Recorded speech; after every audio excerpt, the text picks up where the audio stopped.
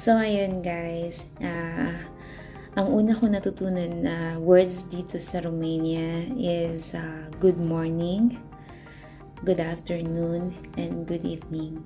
Ito talaga yung lagi kong naririnig sa kanila. And kaya ito yung mas madali siyang ma-practice. So, magsisimula tayo sa good morning. Good morning is Bună dimineața. Bună dimineața. Good afternoon is Bună ziua.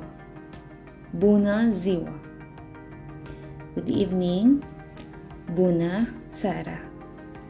Bună seara. Hindi pa ako sure sa pronunciation, pero siguro mapapractice ko naman to araw-araw kung lagi ko itong babanggitin, diba? So, ayun lang. Ito yung ating day 1. And I hope na may natutunan din kayo.